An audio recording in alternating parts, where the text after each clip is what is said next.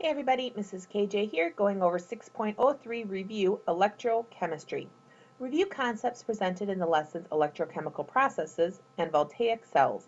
In many chemical reactions, electrons are transferred from one substance to another. Remember, that's electricity basically, movement of electrons. Often this takes place locally when two substances come in contact.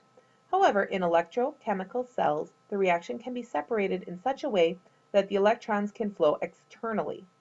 Voltaic cells can produce electricity from spontaneous chemical reactions, where electrolytic cells use electricity to drive chemical reactions. So remember, the voltaic cells, they have a chemical reaction that happens spontaneously. So as soon as the chemicals touch each other and they can make electricity, electrolytic cells are basically the opposite. They use electricity to force or drive a chemical reaction. And there's the picture. Remember, we can plate one metal on top of another metal like with jewelry. In this lesson, you will review concepts presented in the lessons Electrochemical Processes and Voltaic Cells. If you'd like to download the study guide, it's on slide 2. All right, so electrochemical processes transfer electrons through electrochemical cells.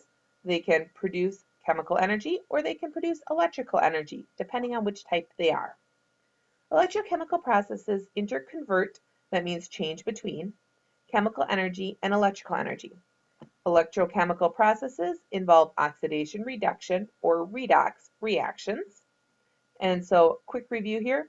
Oxidation, meaning it gains oxygen or it loses electrons.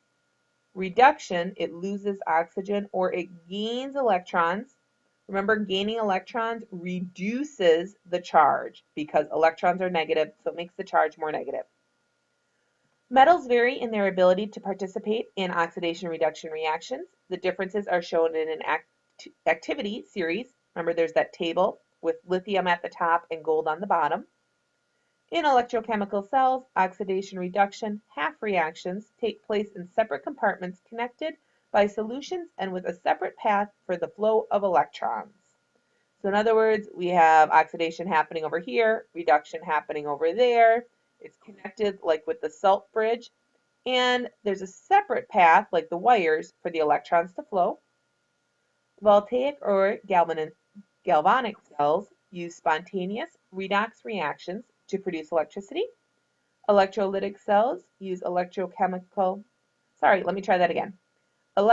cells use electrical energy to drive or force non-spontaneous redox reactions. Concepts in voltaic cells. Voltaic cells produce electric current. It flows into the cathode where reduction occurs. Voltaic cell produces electric current which flows out of the anode where oxidation occurs. So remember, we had all the vowels. Out of the anode for oxidation. Voltaic cells use spontaneous redox reactions. Half reactions are physically separated into half cells. So there's two compartments. It happens as soon as the chemicals are together. That's why it's spontaneous. Redox, there's a reduction and an oxidation happening. Different metal strips are used as electrodes. Metal strips have different activities. Their ability to oxidize varies. So if we have gold in one beaker, we might have silver in the other beaker. There are separate pathways for the flow of electrons, so the wire connecting the electrodes, and the ions, which is the salt bridge connecting half-cell solutions between the half cells. Oxidation occurs at the negatively charged anode. Remember, anode, a negative. Reduction occurs at the positively charged cathode. Electrons flow from the anode to the cathode. This you should know because remember we said a negative. What are electrons, positive or negative? They're negative. Are they attracted to positive or negative? They're attracted to positive. So they are negative, they're attracted to the positive. This electrical current powers some electrical devices, and ions flow between half-cell solutions to maintain neutrality. Now, again, I suggest you copy-paste this onto a Word document and you replace some of the words like this with an underline, and then go through tomorrow or later today and make sure you can fill in all the blanks because then you actually know this stuff. Just listening to me and saying, oh yeah, I knew that, not the same. All right, so let's look at some of the problems now. Problem set 89, electrochemical processes. The transfer of electrons in an oxidation-reduction reaction can be used to generate electricity, and applying an electrical voltage can transform electrical energy into chemical energy by driving an oxidation-reduction reaction in the opposite direction. So in other words, remember how you can recharge batteries by plugging it in? So the electricity forces the chemicals to go in the opposite direction, or a reverse reaction, and that basically recharges the battery. Objectives: describe an electrochemical cell, describe how electrochemical cells can convert chemical energy into electrical energy, or electrical energy into chemical energy.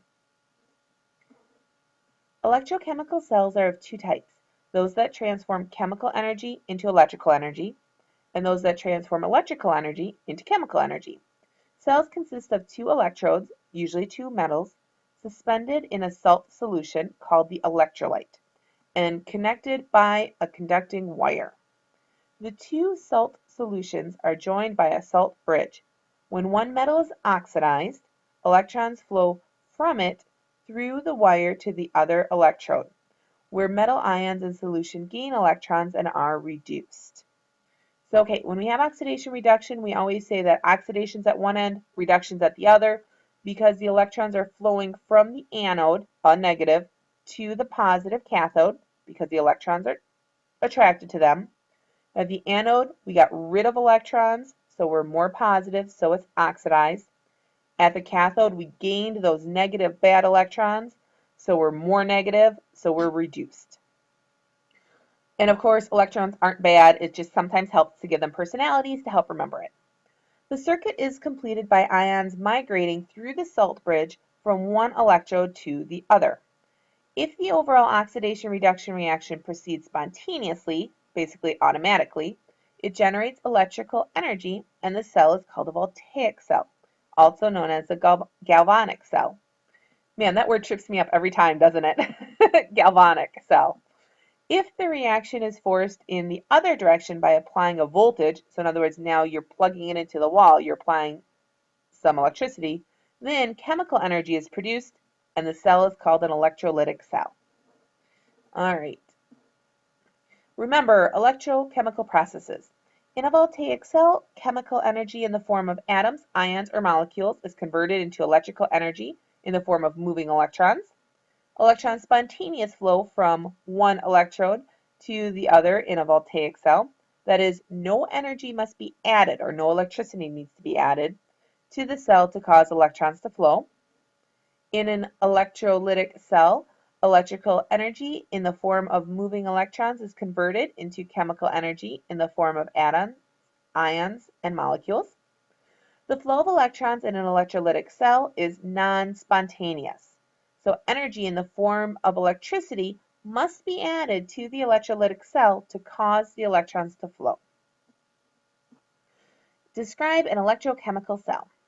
The diagram below shows an electrochemical cell connected to a light bulb. The glowing bulb indicates that the cell is generating electricity. So it's kind of cool if you think about it. We're saying all you have to do is put a piece of metal in the speaker, put a piece of metal in the speaker, put a bridge in between them so that it can stay neutral overall, and holy cow, it lights up a light bulb. That's pretty cool. At the zinc electrode, all right, so we're over here, zinc metal is being converted to zinc ions. Okay, so it's going from zinc with a neutral charge to zinc plus 2 by losing electrons. So it's more positive. So is that being oxidized or reduced? It's being oxidized. At the copper electrode, copper ions, Cu2+, are being converted into copper metal by gaining electrons. We gain electrons, the charge is lower. We are becoming more negative. Therefore, is it oxidized or reduced? It's reduced. Write the chemical equation for the half reaction occurring at each electrode. Does the diagram represent a voltaic cell or an electrolytic cell? Explain what would have to happen to convert this cell to the other type of electrochemical cell. All right, a lot going on. So if you're like, hey, I think I got this, hit pause and try it yourself first. And here's the answer. Recall relevant information. In a voltaic cell, chemical energy is converted into electrical energy. In an electrolytic cell, electrical energy is converted into chemical. So I remember that because electrolytic starts with electricity. A half reaction shows only the chemical species that is oxidized or reduced during a redox reaction. Oxidation occurs when a species loses electrons. Reduction occurs when a species gains electrons. All right, so answer. At the zinc electrode, zinc is oxidized. Each zinc atom loses 2 electrons to form the 2+ zinc ion. So the oxidation half reaction is zinc yields zinc with a 2+ charge. And how did it get that 2+ charge? 2 electrons separated from it. At the copper electrode, copper ions are reduced. Each copper +2 ion gains 2 electrons to form a copper atom. So the reduction half reaction is we started with copper +2, we added 2 electrons, it yielded copper with a 0 charge. The glowing bulb indicates that the cell is producing electricity. Therefore, it must be converting chemical energy into electrical energy in its voltaic cell. This cell could be converted into an electrolytic cell by replacing the light bulb with a source of voltage, such as a battery, or plugging it into the wall. The voltage source would force the electrons to flow from the copper electrode to the zinc electrode. That is, the electrons would flow in the opposite direction to that in which they flow in a voltaic cell. The zinc would be reduced, the copper would be oxidized. Tip: you can think of a voltaic cell as the opposite of an electrolytic cell. And just like that, I read it backwards. You can think of an electrolytic cell as the opposite of a voltaic cell. If electrons flow in one direction in a voltaic cell, they will flow in the opposite direction if the voltaic cell is converted to an electrolytic cell.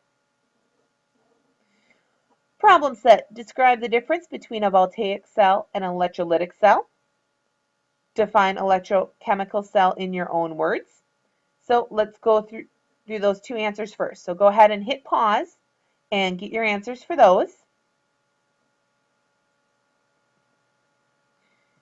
And there we go. Let's see if we can, oops, sorry, we'll do that. All right. In a voltaic cell, the chemical energy is converted into electrical energy. The reactions that occur in a voltaic cell are spontaneous. Okay, so some keywords you should have had: converted into electrical energy, it's spontaneous. Whereas an electrolytic cell, electrical energy is converted into chemical. The reactions that occur in an electrolytic cell are non-spontaneous. In other words, energy must be added to the electrolytic cell to cause the reactions to proceed. I would have also liked you to say that the electrons flow in different directions. So in the voltaic cell, if it basically goes left to right, in an electrolytic cell, the electrons would go right to left. All right, and then question 2 said define electrochemical cell in your own word. The answer is an electrochemical cell is a device that can change chemical energy into electricity or electricity into chemical energy. So obviously you could have written it differently, but you have to have the key idea. Chemical into electrical energy, or it can have electrical into chemical energy. And you need both parts, okay? Because an electrochemical cell can do one of those 2 things, or if you rearrange it, it can actually do both, just not at the same time. Question 3. When a person starts a car, chemical reactions in the car battery generate electricity, which is used to start the car's engine. When the engine is running, some of the energy from the engine is used to produce electricity. Some of the electricity is used to regenerate the chemicals in your car battery. Otherwise, your car battery would go dead all the time, and that's how your battery recharges.